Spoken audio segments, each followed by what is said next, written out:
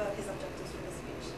Vince's objectives today are to select the right words and sentence structures to communicate your idea clearly and accurately and widely. Use rhetorical devices to enhance and emphasize ideas. Eliminate jargon and unnecessary words. Use correct grammar. 5 to 7 minutes. Okay, so 5 to 7 minutes is the speech, 5 minutes green, 6 minutes yellow, and red at 7. Winning the battle over anxiety, Vincent Bear.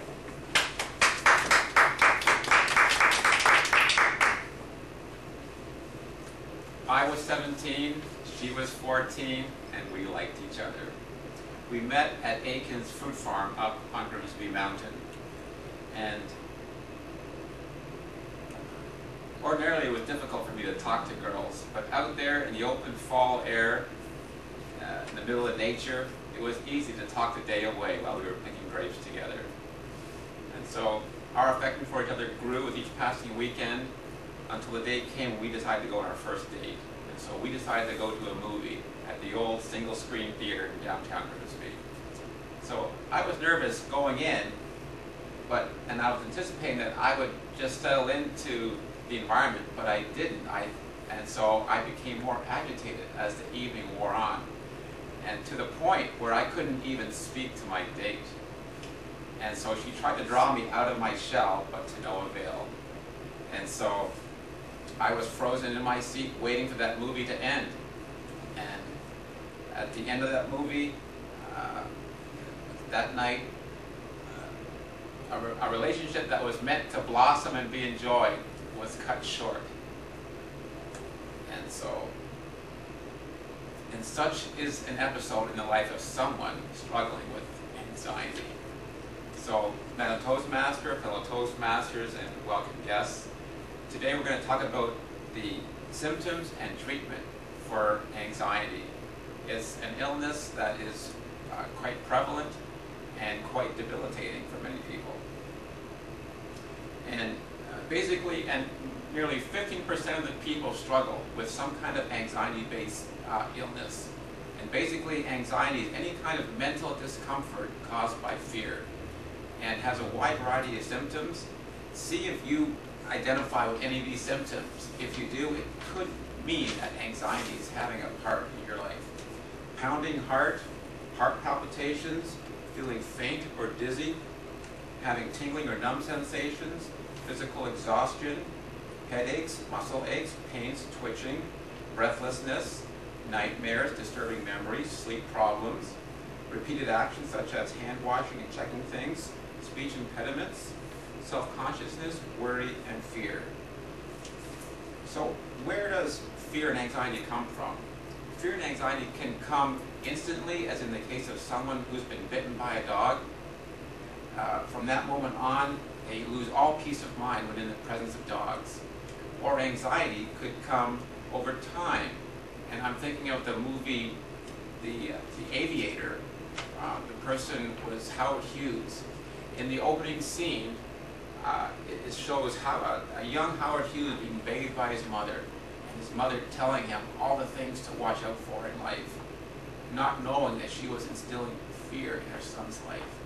And those fears that he picked up from her grew as he lived on, and he developed more fears. And a man who could have had the world by the tail was absolutely consumed with fear and anxiety toward the end of his life. He died at 70 years old, but he was completely miserable. Such is the power of fear or anxiety. So, if there is any good news about anxiety, I would say that it is this. Anxiety is self-inflicted. Why is that good news? I believe it's good news because if it's self-inflicted, that means it's self-resolved.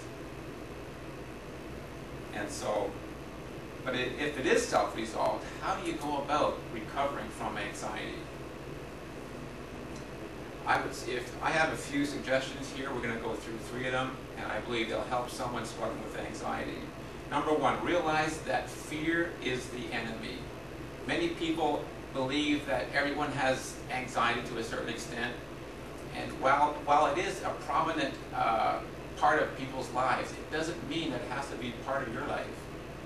fear is the enemy.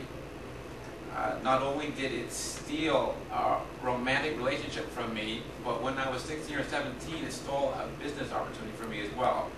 I was offered to work at the parts counter of the local Canadian Tire store, but I turned it down because I had problems stuttering when I was younger. And so there, another example of how fear and anxiety can rob you in life. So fear is the enemy. Number 2, identify areas in your life that cause anxiety. Develop just a good, become sensitive to your own body feelings, to your thinking, and identify when those develop a, I had it written down really good here, but just notice when there's elevated anxiousness in your life. That's important. For me, growing up, it was speaking. Just speaking to people was hard, and being in large crowds was hard for me.